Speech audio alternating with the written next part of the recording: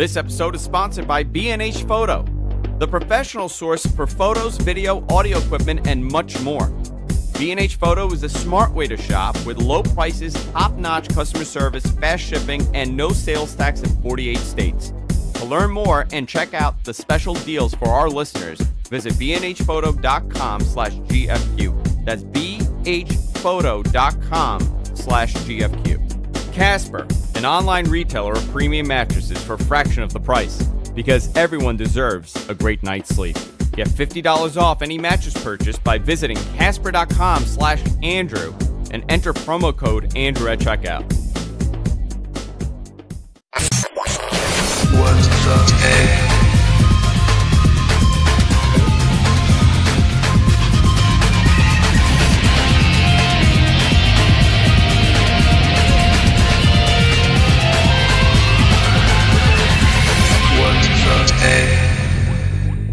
Everybody, welcome to What the Tech. I'm Andrew Zarian. Of course, I'm joined by the one, the only Mr. Paul Thurrott. How you doing, Paul? Pretty good. Happy New Year. Happy New Year to you as well. It's the first What the Tech of the new year, and I'm celebrating by having my favorite drink in the world. It's not rosé. A bottle of very inexpensive Pinot Grigio. Oh. Santa Marina, a product of Italy.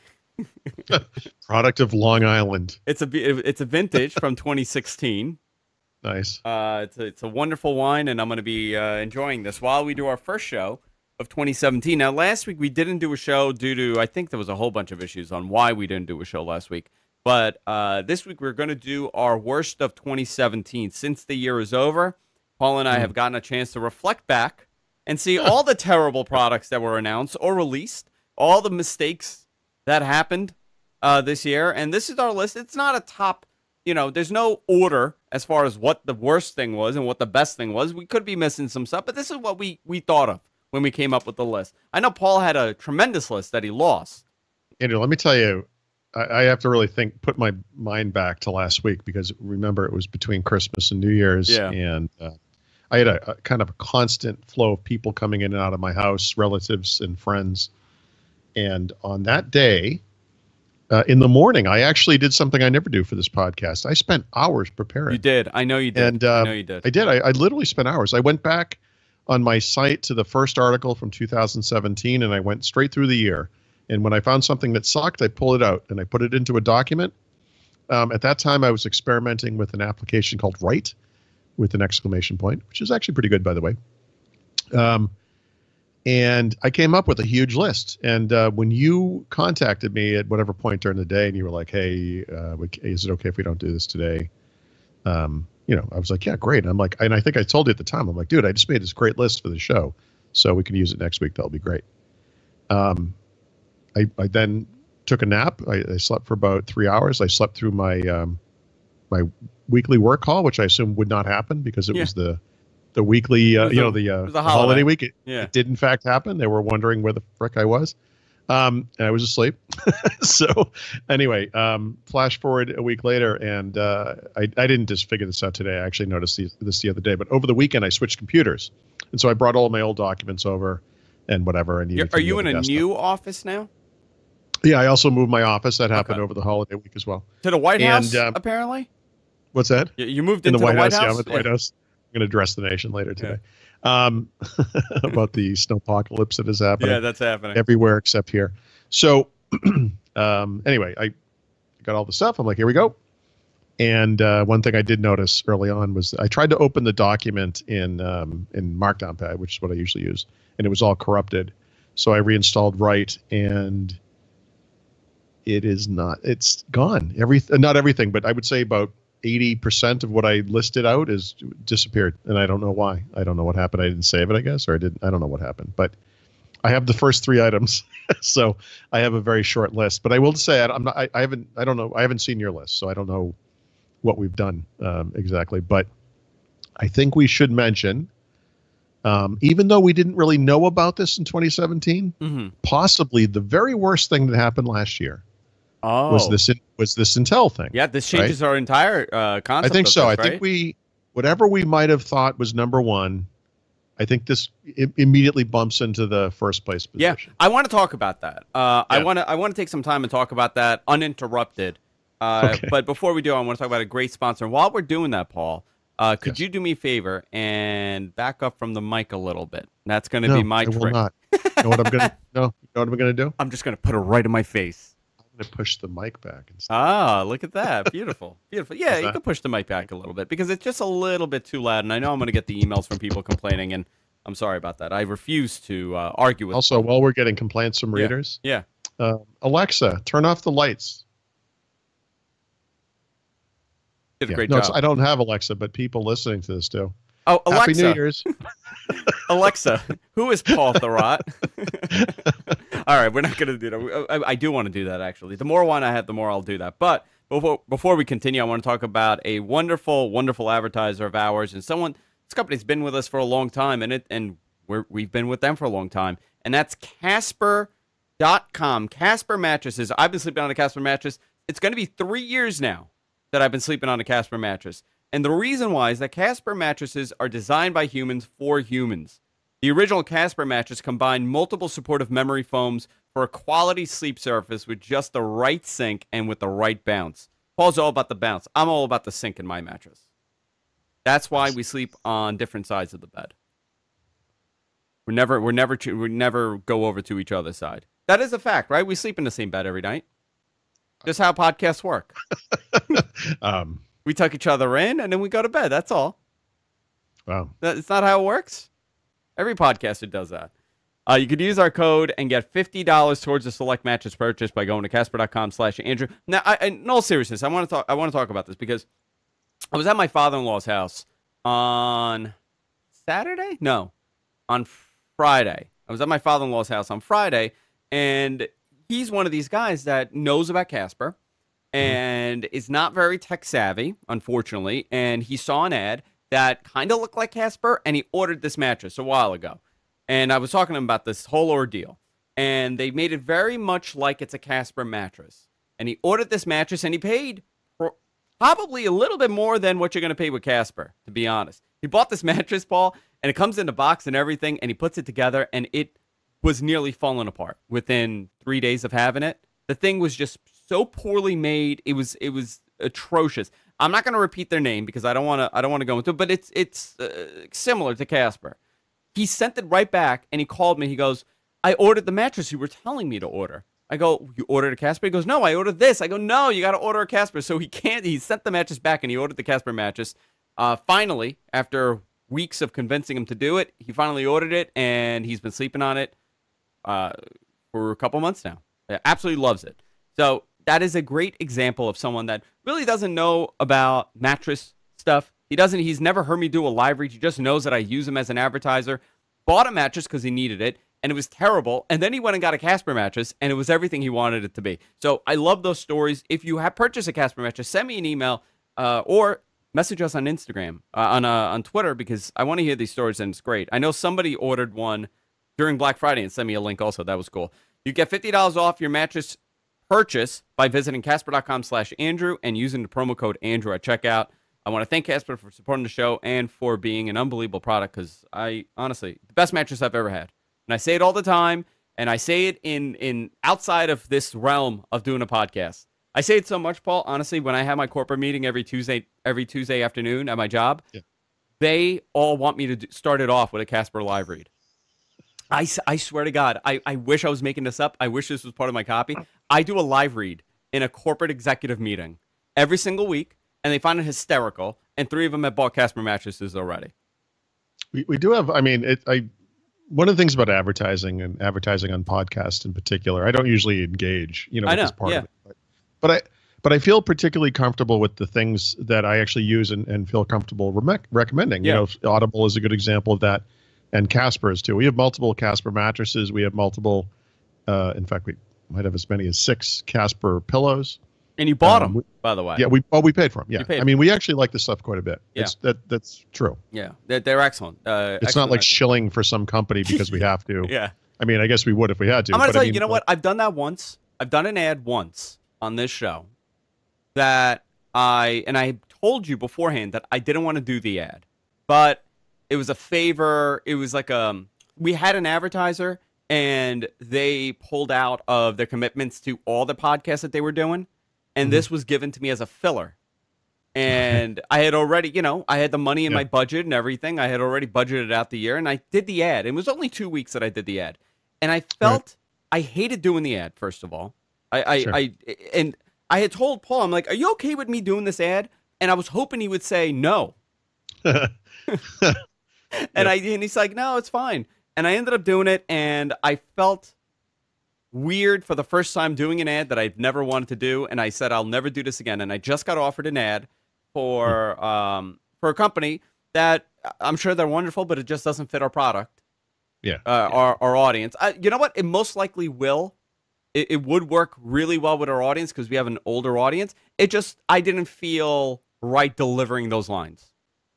Yeah, I mean, I have this much integrity. We'll run into Paul. these situations, I don't know. Yeah, you will. I'm telling you, with your podcast, you're going to run into it eventually.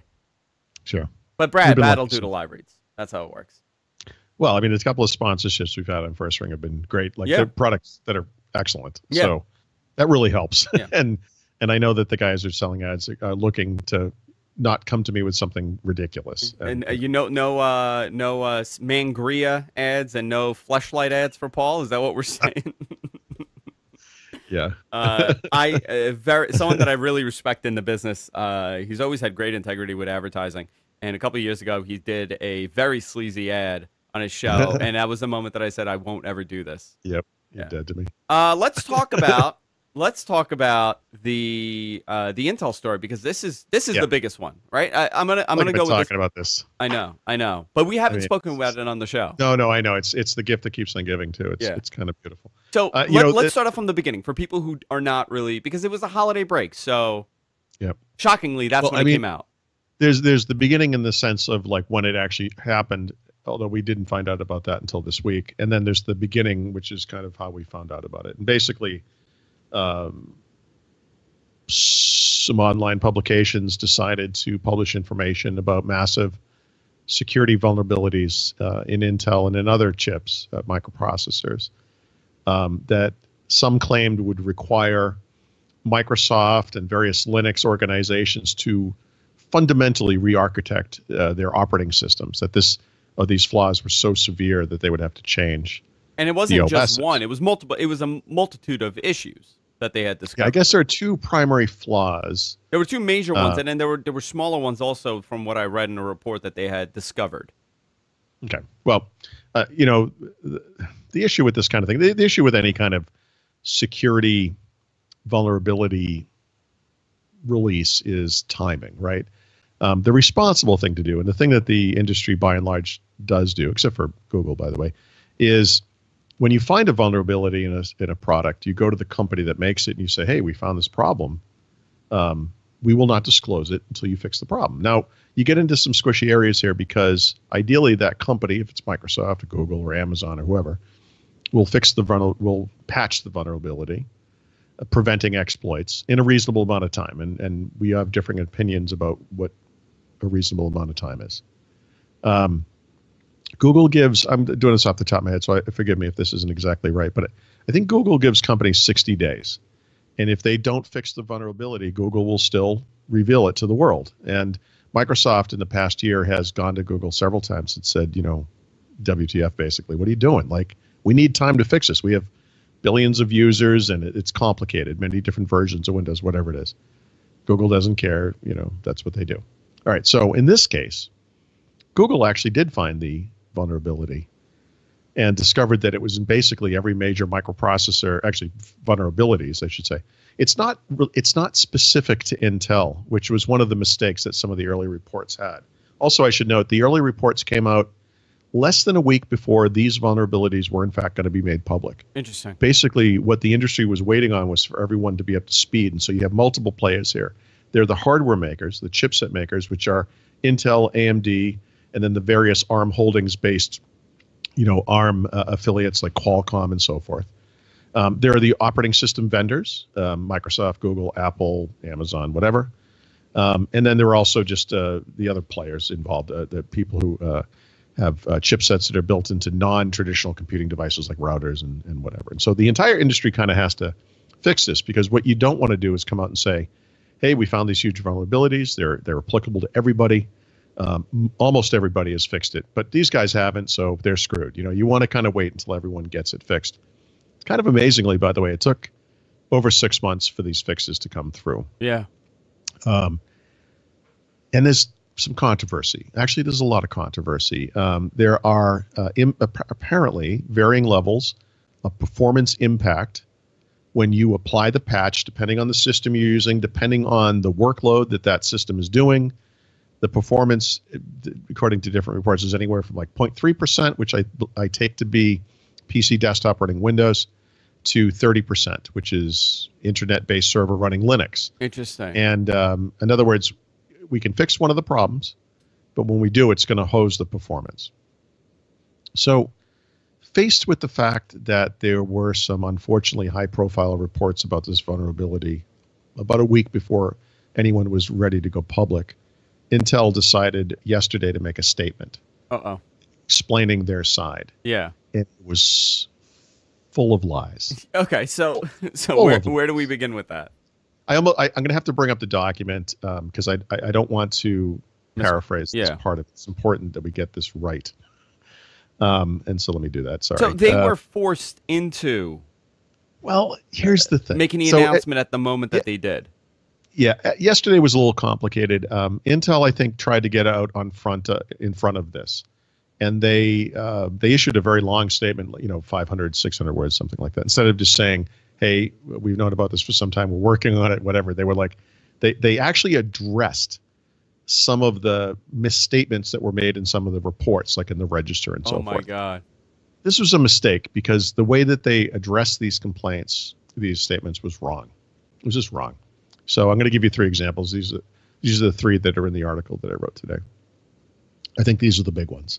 These are misrepresentations. These are lies. I mean, there's no cute way to say it. Intel says recent reports that these exploits are caused by a bug or a flaw, and they use little quotes there on both words, and are unique to Intel products are incorrect. Okay. These exploits are caused by a bug or a flaw. Those words mean the same thing. They are. These are flaws that have been present in microprocessors for over 20 years. Yeah, not just significant Intel. time, yeah. So that's wrong. Yeah. It's a lie. And are unique to Intel products. Now, it's fair to say they are not unique to Intel products. Well, tell that to AMD. Well, yeah, that's AMD's another story. And again, there are all kinds of parties here who've handled this poorly. AMD's one of them, but Intel is the worst. They've sort of, they're really miscasting what's happening here, and I find this to be kind of incredible. They said that contrary to some reports, any performance impacts are workload dependent, and for the average computer user should not be significant. Now, here's the thing. I don't believe there were any reports that said explicitly that the performance impact would be workload independent. So, like, in other words, I don't think anyone said the performance impact to the fixes for this vulnerability across all processor types will be 30%. I think what was written was something along the lines of it could be up to 30%, we're hearing. And that figure is correct. That's the figure that people believe fixing this on Linux, that's going to be the performance hit. Yeah. It is fair to say, because I think it's true, that the impact on Windows-based PCs to end users will not be that significant. In other words, you probably won't notice a performance hit. But they left out the important part of it, which is that we will absolutely notice a tremendous performance hit on servers, cloud-based servers in particular. Yeah, because it's all Linux-based. Yeah. Yeah, cloud-based part is the tough one, and this is the worst Intel lie of all. And this is lying by omission. Early on in the statement, they say Intel believes that these exploits do not have the potential to corrupt, modify, or delete data. Now, that statement is true, but it leaves out the important part. These exploits do have not the potential, but the capability to steal your data. That's the important part. Yeah, they may not be able to come back and corrupt your data. They may not be able to come back and modify or delete your data, but they can steal your data.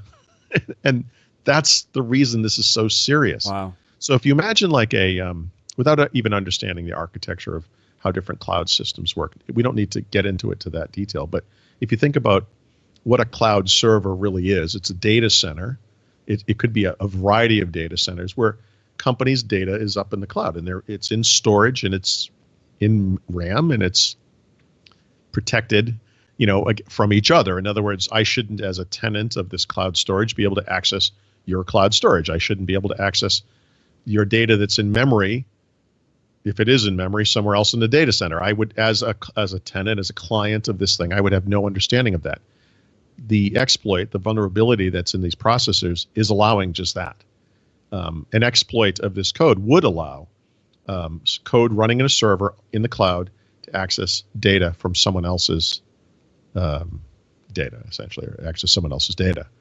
That's why it's so serious. That's terrible. It throws the fundamental value proposition of not just computing, but cloud computing kind of up in the air. It's like, well, look, if we can't trust this works, I mean, this is the fundamental security of the internet, or at least of internet data. So Intel's statements are crazy. Like they're off the wall irresponsible. Like it's for a company as mature and credible as Intel to say things like that. But do you think do you think it's a fundamental belief of what they're saying, or do you think this is just some lawyer doing damage control, PR, and their PR and their lawyers coming up with something to not take full responsibility? What I'm saying is, at the time when this thing was published, they knew that either everything was going to come out that day, later that day, which it did, or within the week. In other words, what we were waiting for originally was next Tuesday, which is Patch Tuesday, the second Tuesday of the month. This is the day that Windows would have been updated with their traditional. In other words, if this hadn't been disclosed the way it was, Microsoft and all the other operating system vendors would have released these updates, and I think the world would have caught wind of it, because basically they all would have been like, addresses a vulnerability that was found in microprocessors, blah, blah, blah. And it would have been like, look, everyone updated for these microprocessor vulnerabilities. Intel was going to come out with, I'm sure everyone was going to disclose it. Knowing that this was going to come out, and by the way, having 6+ months to prepare their statements and their rationale. Yeah, it was terrible, actually. Yeah, for having 6 months. What they came out with was something that less than 4 hours later was easily refuted. Like, this is not lawyer speak. This is patently false statements. And it's just incredible that a company like Intel could do something like that. So I guess, incredible. I mean, what's, other than the patch, what's the solution here? For servers, not necessarily. I mean, listen, as a consumer, you're really not. If it's a 0.3%, whatever they said, it's not significant enough to even notice for 99% of people. Right. PC users, phone users, ultimately aren't going to have to worry about this, right? This stuff is being fixed, has been fixed in many cases. Microsoft, by the way, quietly released the fix into the Windows Insider program two builds ago, so probably early December. I don't remember exactly when that was. They released it publicly last night, so if you're on a normal non-insider version of Windows 10, or probably other versions of Windows that are supported, you have the fix. It's fixed. It's okay. The cloud is a little more complicated. I don't have the quote in front of me anymore, but there was a little bit I kind of left out of the quote that said something like, will be mitigated over time. And I think the point of that is that we have the big patch that has occurred, and it fixes one of the big problems. There may be a performance hit, and that performance hit is 0.3 to 30%. Let's just pretend that's the yeah. Depending on the system, depending on what you're doing with it, whatever it is. Doesn't matter what the specifics are. We're not done patching it, right? And so over time, what's going to happen is the platform vendors, the hardware makers, the chipset makers are all going to keep looking at this and trying to figure out other ways to improve the situation. And so I think the security improves over time, but I think the performance will improve over time too, because now they're looking at it, in ways that will, okay, we know how we could fix the problem, but we also want to fix the problem without harming performance as much as possible. Yeah. And so I think we'll see further iterations of, driver updates, firmware updates, software updates, whatever it is. And that if you're on a particular system running a particular workload that is particularly hard hit, I think that gets better over time. But the point of adding this to the 2017 Worst Of show, the point of making it number one, I think ultimately is the amount of time that these companies have known about it, the quietness that's occurred. The amount of time it took them to fix anything. Well, the amount of time it took them to incredible way for this to leak is actually astonishing. Well, yes and no. I guess the other half of it is that it's astonishing they were able to keep a lid on this for so long. You know, Microsoft is a closed company, and so they can release a software update to Windows in the Insider program, and no one would know the better. No one would understand. They can patch Azure up on the cloud. No one even knows. But these patches are going into Linux, and people look at Linux. And I think the way that this came out is that people were, like, what's this? Someone committed some code to the Linux kernel, and it's like, what is this thing doing? And, people start looking at it, and it's like, something's going on here. I mean, when it's all out in the open, I think that's part of the, maybe part of the story about how it gets disclosed early. Yeah, it's really fascinating how this is playing out. Now, obviously, the next generation of chipsets that come out, they're not going to be patched. It's going to be fixed. Well, maybe not, actually. Maybe not. Yeah. And actually, if you go, you can look up what Linus Torvalds has had to say about Intel today. It's actually not clear because basically, I mean, for all the differences in chip architectures, CISC versus RISC, back in the day, or Intel versus AMD versus Qualcomm versus whatever else is out in the world. The thing is, like, these flaws, I guess there are two major flaws, but let's say this flaw, whatever, actually exists in all of them. It's a fundamental aspect of chip design. And I won't pretend to understand it at any kind of a deep level. I don't. I'm not going to go down that path. But we collectively as an industry have set down this path 2 decades plus ago. And now, belatedly, we've discovered all that stuff we made. It's problematic, yeah. It's all screwed. Well, guess what? We don't have a new architecture taking over anytime soon. We're still making chips based on the same thing. Wow. And it's not entirely clear, if 9th generation Intel Core, CPUs come out. I mean, there are going to be things built into the operating systems that run on the chips that help mitigate the effects of the flaw. But the fundamental flaw is still in there. I think fundamentally the flaw is still going to be there. Yeah, I would imagine it is. If someone knows if it is or not. You know what? I should ask the hardware guys. They would know. Yeah. Actually, if Ryan Shroud is a guy I'm hoping to talk to today, expert in this kind of stuff, but he's actually on Twitter right now. So yeah, Ryan knows a tremendous amount about this. Yep. What is the? Actually, I just clicked on Ryan Shroud. What's the Spectre meltdown? That's one of the two. Meltdown is one of the names. I think Spectre and Meltdown. Maybe those are the two names of the flaws. The flaws, okay. Yeah. I'm looking at it, and someone just said Spectre meltdown. I'm like, the laptop? I'm like, no. It's all very interesting stuff. I started reading about this, and it depends. The problem is the narrative of who's writing the article. Yes. Because depending on who's writing it, it was primarily just an Intel problem. Oh, yeah. No, and I could see why Intel might take exception to that. But the issue is this. In terms of sheer processors out in the world that are impacted by this, like real world use, Intel is either number 1 or number 2. I mean, with Qualcomm or whatever. Yeah. This is the major issue, though, is the cloud and these servers. And it doesn't matter if they're running Linux or Windows or whatever. By the way, Microsoft claims they've already patched Azure and 0 performance hit. Oh, that's Microsoft's claim on Azure. Okay. Okay, so I don't have any reason to discredit that, but I mean, we know that people have said 30% with Linux, whatever. This isn't about some kind of platform war. That's not the point. No, it's about fixing a serious problem. Yeah. With, when you look with at the cloud, fundamental architecture of an Intel, a mainstream consumer and enterprise product line. I mean, the problem is... So the point here is, though, if you look at client computing, whatever it's phones, Chromebooks, Windows computers, Macs, this thing's going to be fixed or is already fixed. When you look at the cloud, and that's where the Intel culpability comes into play, because they are, it doesn't matter if you're running if you're running Linux or Windows or whatever, you can make whatever percentage claims, who does what. Most of that is Intel. Yeah. And that's what I meant when I had written earlier, Intel is the the primer. Unfortunately, you know, it's like AMD's response to this was stupid. There's no doubt about it. Hey, look but at AMD us. they're a Yeah. tiny slice, and they're mostly on the client side by far. Yeah, So they're not on, their responsibility for this, such as it is, not a big deal. Them behaving stupidly is their own problem, but Intel behaving stupidly is an issue of a much larger scale. You know, Well, I mean, considering what 2018 may hold for them, you know. well, it's like AMD has a P gun in the fight, and Intel has a nuclear weapon. Yeah. And you know, unfortunately for Intel, you got to be a little more responsible when you absolutely are that weighted. Yeah. You know? We could talk about this for hours, but we have so much more to touch But on. let's not. Let's not do that. Let's not. But let's take a moment and talk about our friends over at B&H Photo. BHphoto.com/GFQ. You can check out our recommendation list over there.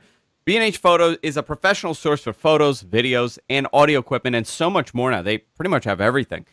B&H Photo is the smart way to shop with low prices, top-notch customer service, fast shipping, and no sales tax in 48 states. To learn more, check out the special deals for our listeners by visiting bhphoto.com/GFQ. That's bhphoto.com/GFQ. I actually have to make a trip out to B&H tomorrow because Jessica ordered me a beautiful 4K camera for the studio. See, this is what I mean. I'm going to just give you this example. This is totally off, and I probably has nothing to do with B&H Photo, but she ordered me this Panasonic camera, right? She did all her research, and she actually went to B&H. And at B&H, they told her to buy the Canon that I wanted, the one that we use in our studio. They said, well, it's better for lighting, the way that it is. But, you know, when you start trying to find the gift for someone, like, let's say I want to buy Paul a really nice gift, and I know what he wants, but I want to go above and beyond. I may ask a couple other people. And you know what? She asked a couple people. In video, in audio, I mean, a lot of people. And they all told her to get this Panasonic. And she bought this Panasonic. And guess what, Paul? It's terrible. It's abysmal. I mean, the quality is like 10 years ago compared to what I have right now with these Canons. So when I called up B&H, they're like, no problem. Just bring it whenever you want. Just drop it in. You could ship it. You could do this. Their policy is so easy to do. I mean, super, super easy. So I'm going to walk into the B&H Photo here in Manhattan and just trade it in for a new one, which will be great. I absolutely love these guys, and they're really good. They also have a great deal. If you're buying a gift, if you got a gift, and this is part of it, BH Photo has extended their return policy. You have until February 1st of 2018 to return or exchange the items that you bought during the holiday season, which standard shipping conditions apply, obviously. Standard return policy. You can't eat the thing, chew on it, and then give it back to them. Just really, it's amazing how this company is aggressively fighting the changes in the way that you buy products. These guys are unbelievable. I absolutely love them. I've been going to them for my whole life. My father was a big photo guy and a video guy, and we would go every weekend. We would go to B&H. bhphoto.com/GFQ. Check out our recommendation list over there. Let's go down a couple of other products, Paul. What do you think? What else was a big failure? Because I'm going to say, if I were to say one, it's not necessarily a tech product. That's why I don't want to concentrate too much. But it was the Equifax debacle. Considering almost every single person with a Social Security number had their identity stolen. 145 million people were affected. What percentage of grown adults in this country is that actually have Social Security numbers? It's 100%. Yeah. So, I think a lot of the mishandling was how they put up a bogus website that pretty much told everybody that their information was stolen. I wonder if those guys went forward to Intel and worked on that PR. Oh, it could have been the same PR company. Well, at least Intel has like legitimate, people in that field where I think their CTO was like a marketing person. It was something ridiculous from what I remember. They were another one that handled this. And then essentially that website was a scam to get you to sign up for their identity theft solution service that they offer. But think of that. I would say that's on my list of fails. That's way better than any of the ones I came up with that I can still recover from this document. Yeah, give me some. I mean, unfortunately, most of mine are PC and Windows related because obviously that's my focus. And this was kind of another tough year. I guess the big one is probably this is such an ugly issue. Like we've kind of stopped talking about it, but you know that the PC market has now declined for what will this quarter be 6 years straight, right?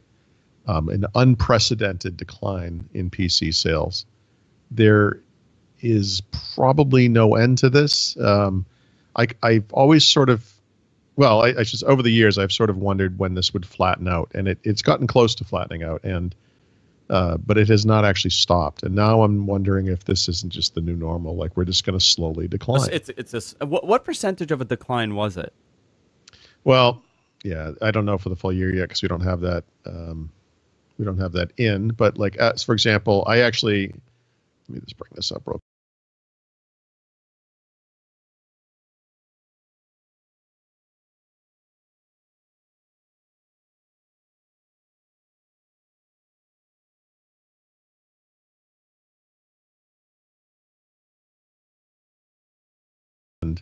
last year. But to put that in perspective, that is literally 100 million fewer PCs than were sold in 2011. So the market contracted by 1/3 in 5 years. Now, a lot of that is because some of those years were huge, right? Like huge declines.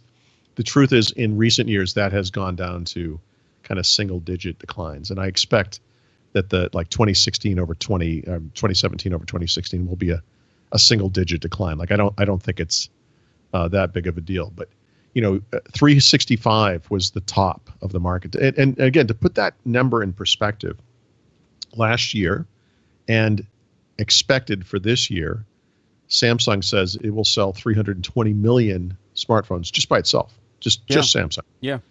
Just Samsung, and I want to be clear about this, just Samsung smartphones, not Samsung other phones, because they sell other phones too.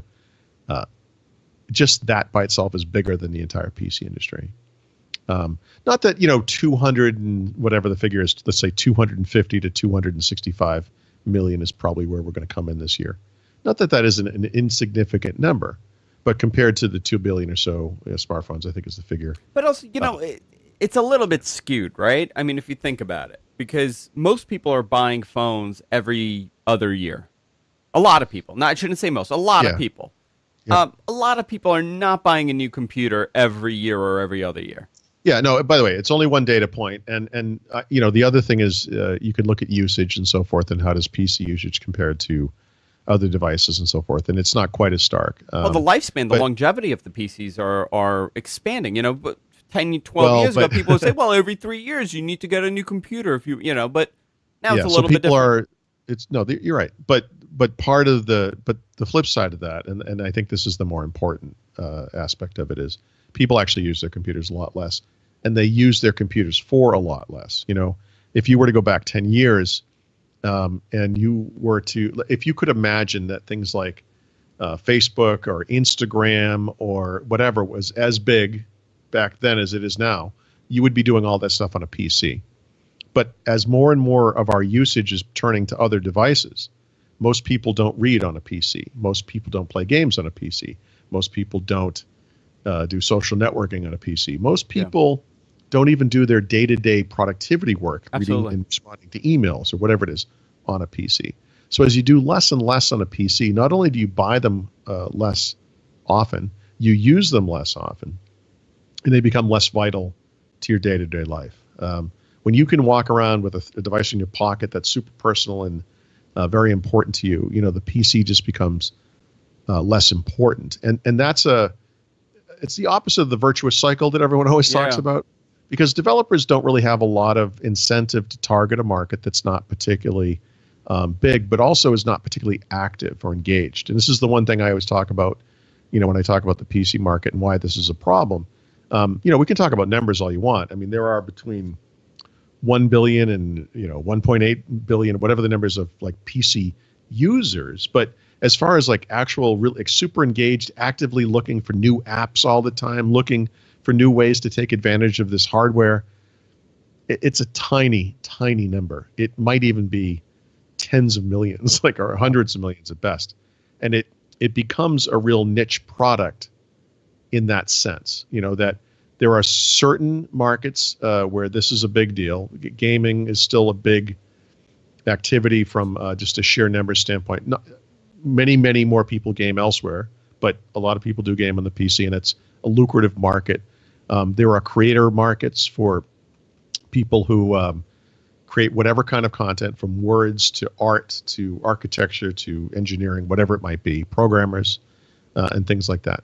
I'm describing very small markets comparatively to, minivan driving mom with a family who needs a device. And there are thousands of times more of those kinds of people, just normal people. And that's the issue. The PC market is just not vital, basically, to anybody.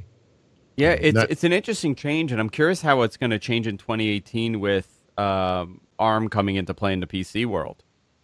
Yeah, I'm curious if any impact they would have as far as sales go, overall sales, not taking away sales from another, PC manufacturer. I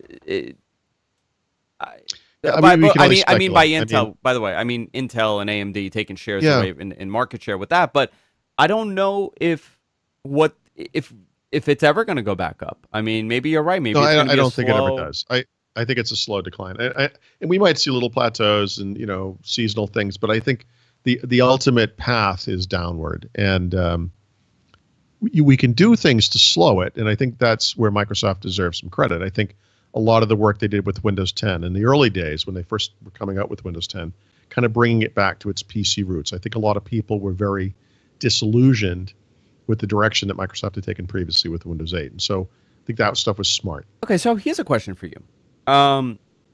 With the decline in the PC market, do you think any of it has anything to do with the fact that Windows doesn't get released like it used to, right? Windows was a once every couple of years type event when they would release a new version, and a lot of people subscribe to the philosophy of when there's a new version of Windows, I'll go buy a new computer. They wouldn't they wouldn't go to the store, that scene from Windows 95 where people are holding the boxes over their head. That never happened. That was once.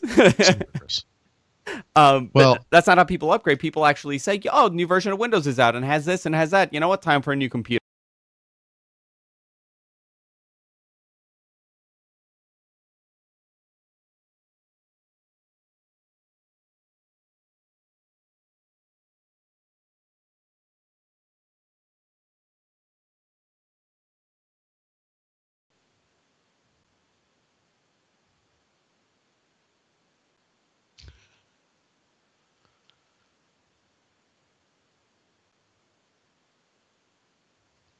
Can you hear me? Yes. Yes. Okay. My stuff overheated here because I had the curtain up. You should just open a window. Yeah, I should actually. I don't even know if I can. It's still snowing heavily. Crazy. Yeah. Sorry, guys. So, okay. So that's my question. Do you think that has anything to do with the decline?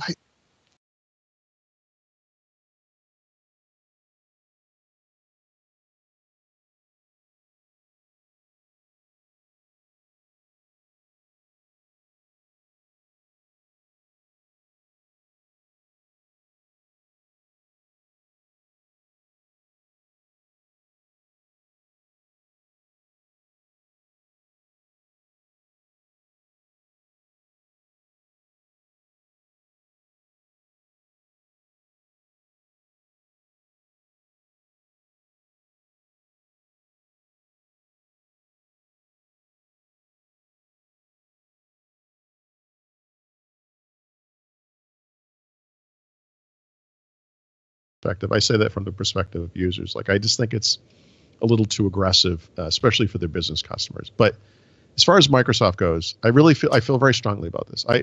They've done everything they can do, and I mean that across the board. They've done everything they can do to attract developers to this platform. They've done everything they can do to keep enthusiasts on Windows. They've done everything they can do, to keep various customer groups engaged and by, making it seem exciting and adding cool new features to Windows, whether or not we agree with them or the decisions they made. I mean, I think they've done an incredible job. This downfall is inevitable, and honestly, if you were to look back at any previous, I don't know, technology platforms or other industries or whatever, this is where it all implodes, and they've been managing the decline in a very intelligent way, and I think they've done a great job with that, and that's all you can do. And I literally mean, there is nothing that can save this. And if you look at the stuff they're doing with bringing Snapdragon to PCs, for example, again, it's a stopgap measure. It doesn't save the platform, but bringing that stuff to the platform does make sense, and it's going to help for the people who are using these devices. And so it's great. It's not going to solve the problem. It's not like Snapdragon's going to be this huge success and PC sales go through the roof next year and everything's great and they go up again and this was just a weird dip and we never, it never happens again. Like, no, look, like I said, we may see little bumps up, and I hope we do. And certainly there are companies that have done great jobs of finding where the profits are in this market, because selling cheap PCs to consumers at Best Buy doesn't work, but selling premium PCs of various kinds, gaming PCs for creators and so forth, does work. It's why Microsoft made Surface. They're trying to show the industry the way. This is Microsoft.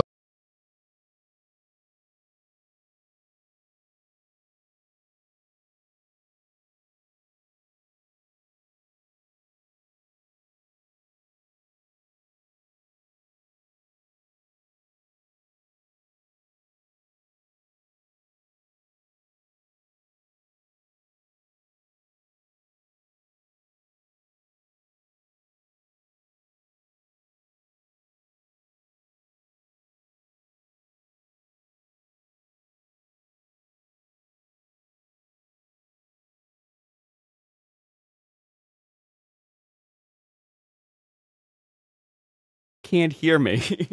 Oh, now I can. Yeah, now you can. Okay, I don't know what's going on. This thing is totally overheating, so I don't know why. Something on the other side. How about on the phone side? What would you say was the biggest flop? You know what I'm going to go with? The Essential phone. Yeah. I feel like there was so much more buzz around this thing when it was coming out, and I guess due to delays and all this stuff, I mean, you really didn't hear much beyond it. Yeah, I'm so mixed on this, because I feel like the idea behind the company, which extends beyond the phone, but let's just focus on the phone, is a good one. And I feel that Google has screwed up something that they had gotten right from time to time, which was this notion of a pure Android experience that was high value, low costs, flagship specs, blah, blah, blah. And I really feel like they screwed it up, and that Essential kind of came in at what could have been the right time with the right guy leading the company and so forth, and a lot of attention from the tech press and the industry, and it just kind of went nowhere. So it really did go nowhere. I mean, and I'm a little surprised I feel bad about it. I am too. What do you think it was? Why do you think it went nowhere? Well, because we get, okay, so this is just I'm just guessing here, but my take on this is that in my world, Andy Rubin is a big deal. In the broader world, it is not. And in many ways, Essential failed for the same reason that the Palm, I almost said Treo, but it's not Treo, the Palm Pre failed. Palm Pre, yeah. Which is that, in realistic terms, the way that people buy phones today has nothing to do with going to a website and ordering something sight unseen. It has to do with still going into a store and basically being sold on a device by someone who is either independent or appears to be independent, who works for Verizon or whoever. And I don't remember which one carrier sold the Essential phone, but it was probably Sprint, based on the fact that I can't remember it. And, that's kind of a recipe for disaster. It just becomes an also-ran. I think for a certain audience presented with this device out in the wild, something they'd never heard of, were not anticipating, it may have been very attractive. I mean, I think a lot of what they did from like a material standpoint was cool. Yeah, design. Absolutely. And that camera concept where you would have this modular camera that you could just connect to it, to these pins. Still very interesting. I still find that very interesting. And I do think we're going to start seeing more of that in the future. We're going to start seeing more of these add-ons. I'm surprised that it had taken so long, because I'm sure you could build, I guess you know what it is. It's the R&D more than anything else, right? Sure. How much time and effort are you going to put into selling a $200, I guess, phone camera to put on your phone that's going to be I know. significantly better than what you currently have on your phone? Yeah. Yeah. I in many ways, these aren't directly comparable, but Essential to me is a little bit like Steve Jobs at Next, where you just sort of assume this guy's going to succeed because he's amazing and he's got great design aesthetics and whatever. And actually, as it turns out, the world's not listening. So Yeah. I don't know. Although I would say, for whatever it's worth, I would tie with Essential the Google Pixel.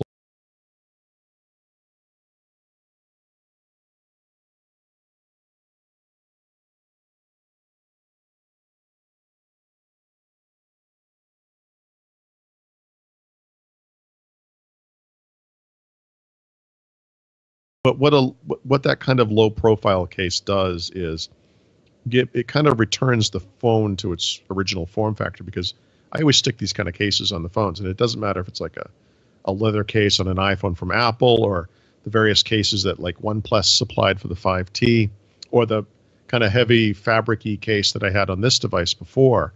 They all hide the essential beauty of the phone. They have to, because there's no other way to protect the phone. Apparently my dog sees a wolf outside. I guess so. And honestly, it's funny because I find myself almost touching this device, and you can kind of see some of the more subtle design cues that were hidden with the other case. And I look at this thing and I think, I see what they were trying to do here. Yeah. Like, it's not. They were close, and I think what screwed them up was LG, frankly, and especially the LG display. But for a company of Google's size and influence to screw up this badly is astonishing. And it's not the form factor, right? It's the million problems with this device.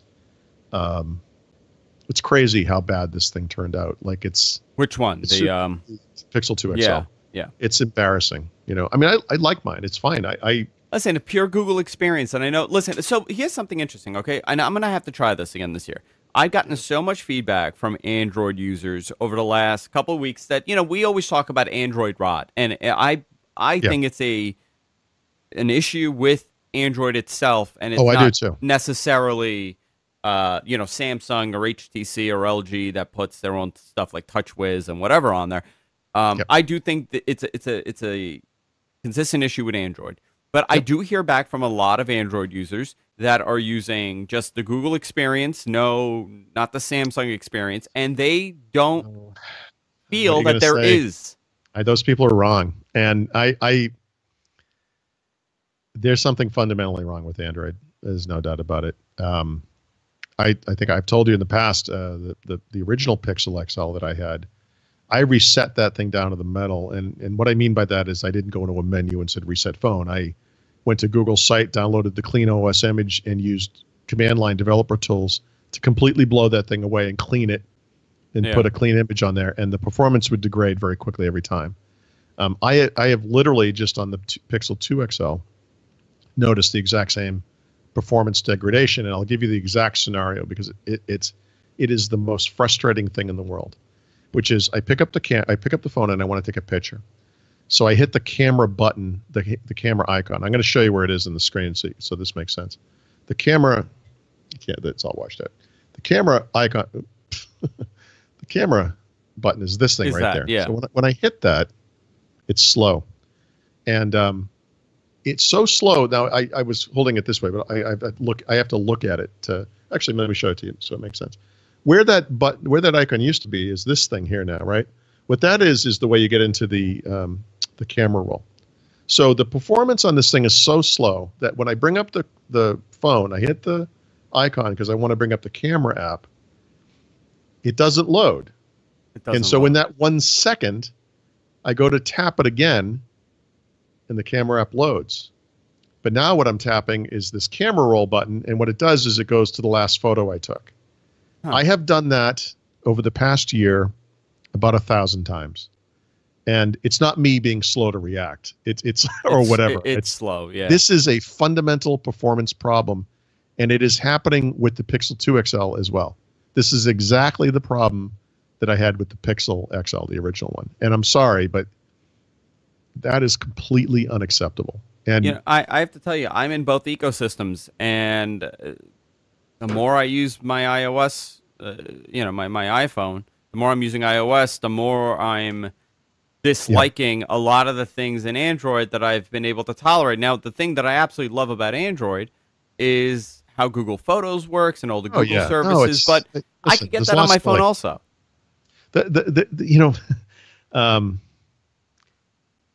There is something to be said for something that works, right? I mean, I know that sounds like such an obvious thing to say. The complaints that people have against iOS range from infantile to absolutely justifiable. I agree with everybody that it kind of sucks that you can't position icons in the home screen wherever you want them, like you can on Android. I really like that. Which I get it. I get it. I completely get it. But are you telling me that ruins your phone experience, your day-to-day experience? Seriously? I mean, I use both of these things side by side. I use both phones basically every single day. I have been doing so for years and years and years. And I've tried different things, layouts and whatever it is. And I got to say, the one thing that is consistently true for the iPhone, and I use that iPhone 7 Plus for over a year, never had to reset it once for any reason whatsoever. I put developer betas on it regularly, upgraded from beta to beta. I never had a single problem. The Pixel XL, I blew that thing away at least half a dozen times. Yeah, at least half a dozen times. That's not normal. That's not a normal thing to do. No, but it is normal. That's the problem. And that's clean Android. That's Google's Android. I don't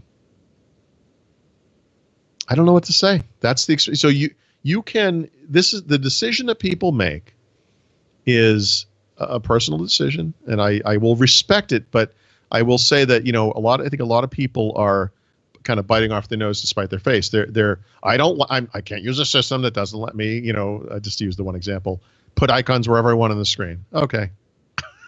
Yeah. Listen, I put the icons wherever I want on my screen, and all I'm saying is every time I hit that damn camera icon, I end up in the camera roll because it doesn't perform.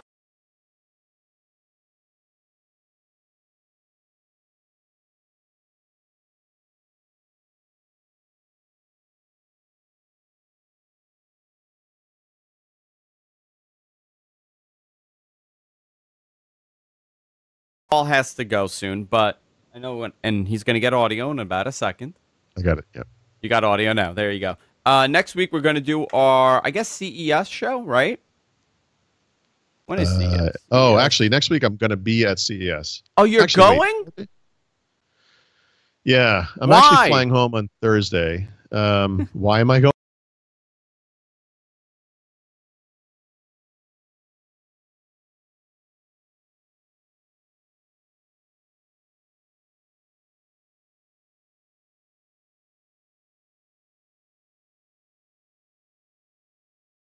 The beauty of podcasting, guys, this is the first show of the year, and this is how we're starting it. I think we're off to a great start. Yeah. Oh, now you can hear me. You want to talk about really quickly any? So what next week? You're not available at all. Yeah, I think next week's going to be tough. Okay. Just because of the schedule. Yeah. Okay. I think what I'll do, I'll get John Prosser on next week to talk about CES. I'll do something with him. Yeah, there'll be a ton of news. I'll do a bunch of stuff next week for CES. And I'll leave you alone to do whatever you need to do.